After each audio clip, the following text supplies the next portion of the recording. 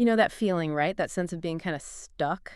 You've got these big goals, these ideas for a better life, but somehow they don't happen. Yeah, it's frustrating. Lots of talk, maybe not much action. Exactly. Tired of talking about change, not seeing it? Well, if that sounds familiar, get ready. Okay. Because today we're doing a deep dive that offers, well, more than just ideas. It feels like a pathway. Right, a practical one. Our focus is that core truth. Success starts with you. Really exploring how to become your best self. Absolutely. Our mission today is to kind of cut through the noise, unpack the actual steps, the mindset shifts you need to, take ownership. Take full ownership. Yeah, and actively create the life you want. We're pulling insights from the audiobook, Success Starts With You, How to Become Your Best Self. And it really does lay out this, actionable path. It's very clear. What I found compelling is its focus. It insists transformation doesn't come from outside. No magic wand, no rescue party. Nope. It's all internal. An inside job, like you said. Complete. And that really brings us straight to the first foundational idea. Okay, so let's lean into this one. The first thing the source puts out there is, it's simple, but wow, it's challenging. Your life won't change until you do something about it.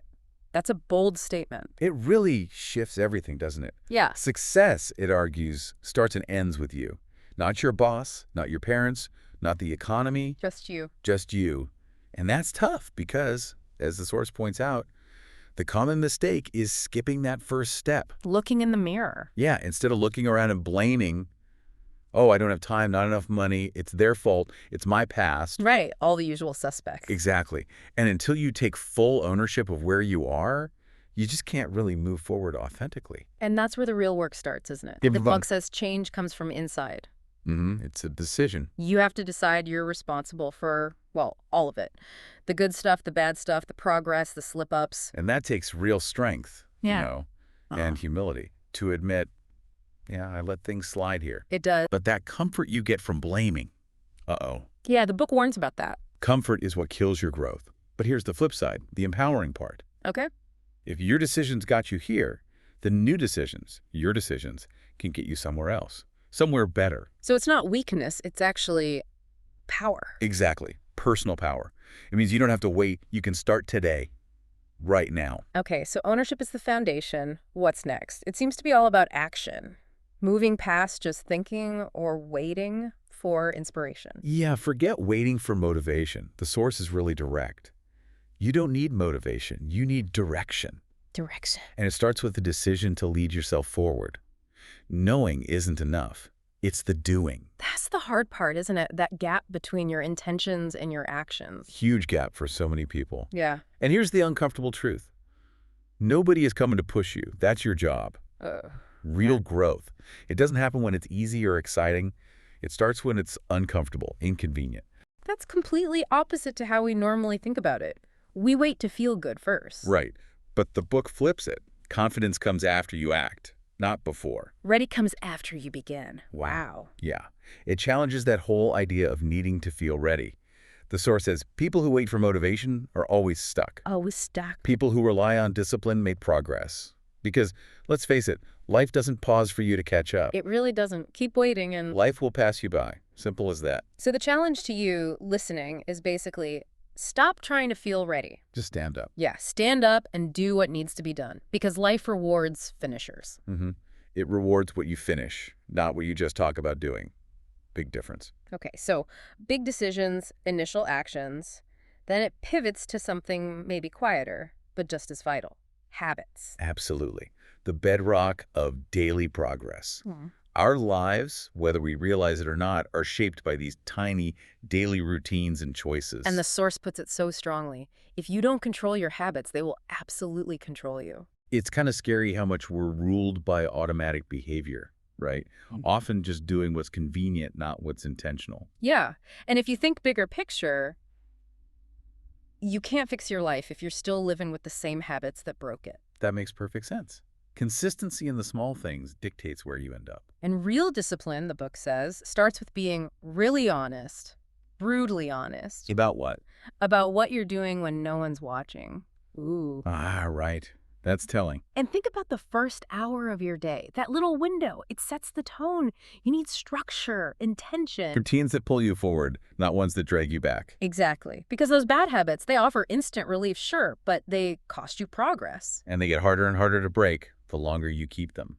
So, practically speaking, where do you even start? The source suggests really small. Like what? Like going to bed on time, stopping the snooze button, making your bed, drinking water, reading a bit, getting off social media, moving, keeping your space clean. Basic stuff. Super basic. The book stresses that real progress is boring, unglamorous, quiet. It's not fireworks. It's the consistent, tiny wins. Yeah. Not the dramatic overhaul, necessarily. That makes so much sense. And it kind of leads perfectly into this next, maybe uncomfortable truth. Okay. Choosing growth over comfort. The idea is most people don't grow because comfort, it's just too easy, too familiar. But it robs you. Yeah, it robs you of progress, of strength. It's weird, though, isn't it? Growth often feels bad at first. Right. Why is that? Well, the insight here is growth is not supposed to feel good at the start. It's uncomfortable by definition, inconvenient, demanding. So if you only do what's easy... You'll never know what you're capable of, and life doesn't change unless you do, period. So comfort feels good now, but it robs you of what could be. It just delays things. And the longer you stay comfy, the harder it is to step out. Mm-hmm. The book's pretty blunt. If you're not growing, you're shrinking. No middle ground. Wow. No standing still. Nope. So for you listening, ask yourself, what does growth look like today? Like specifically today? Maybe it's that hard conversation. Could be. Or a real health commitment. Yeah. Or sticking to that goal you keep putting off. Right. Because ease is a short-term win with long-term consequences. Growth is a short-term struggle with long-term rewards. It's about playing the long game. That struggle, though, it requires something else, doesn't it? Self-trust, accountability. Ah, yes. Holding yourself accountable, the core idea. The real test of your growth is what you do when nobody's watching. Nobody watching. That's the key. Accountability is really about being honest with yourself. It's funny, isn't it? People can perform when the pressure's on, when someone's looking. Sure. But the source says, the moment you're alone, that's where the truth shows up. You can't wait for someone else to push you or fix your habits. It's your job. It is absolutely your job. And I think that's why people stay stuck sometimes. They only perform when there's pressure. And their confidence stays low, deep down, because they know. They know they can't trust themselves when no one's looking. Exactly. The source urges. The standard you accept when you're alone is the standard that defines your life.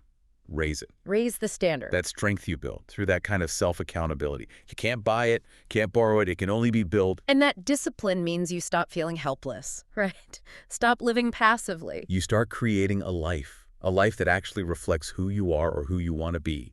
It's genuine power. That is transformative, and it flows right into the next idea, embodiment. Embodiment meaning? Acting like the person you want to become. The book says, you don't become your best self by waiting, you become it by acting like it, now. Okay, so it's about closing that gap again. Aligning your actions with your intentions. Yeah, behaving as if you're already that person, especially when it's tough. You already know who that person is, right? The one who follows through, keeps their word. Doesn't cut corners, yeah. Your behavior needs to match that vision, consistently. And here's a powerful line. Qualification comes from consistency. Oh, I like that. You earn it through doing. Yes. Behavior builds belief. Every moment is a choice. Are you strengthening the stuck you or the rising you? That's a constant choice. It is. So for you listening, pause and think. How would your future best self start the day? How would they talk? Walk into a room, handle pressure. And then? Begin practicing those behaviors right now. Your future self isn't found, they're created, action by action. Created, not found. Love that. Okay, but even with all this, obstacles pop up, excuses. Section 7 tackles this head on. Excuses. The progress killers. Right. You either move forward or stay stuck. And what keeps most people stuck isn't lack of potential. It's the excuses they keep using. They're sneaky, aren't they? The book calls them delays in disguise. They just quietly steal your progress. And you can explain why you haven't started, sure. You can have great reasons. But explaining doesn't create results, only action does. Ouch. It's true, though. Excuses feel safe. They protect our pride. But the book warns nothing's worse than living with the regret of never trying. Exactly, and it challenges us. No more I didn't have time, no more I wasn't in the mood, no more I'll do it later. Those phrases kill dreams. more than failure ever does. So the challenge is, what excuse do I keep repeating? Find it. Acknowledge it. And then? Start with what you have. No. Even if it's small, imperfect, just start. Because movement creates momentum. Get the ball rolling. Yeah. And speaking of movement and momentum, that requires energy, focus. Which brings us to time, your most precious resource. Section 8, using time better. It's not a renewable right. Once it's gone, it's gone. How you use your time really shows how serious you are about your life. And why do we always feel like we're running out of it? The insight is most people don't run out of time, they waste it. Oof, waste it. How? Often in small ways. Little moments here and there that just add up. Scrolling, delaying. So using time better means being intentional, knowing what really matters and cutting the fluff. Being ruthless, almost. And remembering no one is coming to manage your time for you. That's on you. It always comes back to you, doesn't it? It does. The source highlights the first hour and the last hour of the day again. Powerful leverage points. For setting direction, preparing for tomorrow. Exactly. So you need to be ruthless about what gets your time and learn the difference between real rest, needed rest. And just avoidance, delaying growth. Right. The truth is, you already have the time. You just need to use it differently, consciously. Okay, we're nearing the end of this framework. Section 9 digs into clarity. Radical honesty about what's really holding you back. This feels crucial. Change doesn't start with more effort. It starts with more honesty. You have to be willing to face what's stopping you right now. But we're so good at avoiding hard truths, aren't we? We stay busy, distracted, blame external stuff. It can be run in circles. But the source warns, you can't build a better life while ignoring the things that keep pulling you down. And it clarifies, this honesty isn't about shame, not beating yourself up. No, it's about facing what's real so you can finally do something about it. Because the longer you avoid the truth, the longer you repeat the same patterns. You simply can't fix what you refuse to see. Self-honesty is the absolute foundation for growth, non-negotiable. Which leads to some tough questions for you, the listener. Like, what have I been pretending not to see? Where am I not giving my best effort? What am I still blaming that I need to take responsibility for? heavy questions, but necessary, because nothing changes in denial. Change only comes when you choose truth over comfort. That choice. It's always a choice. Always. Okay, finally, bringing it all home. The ultimate proof. Section 10.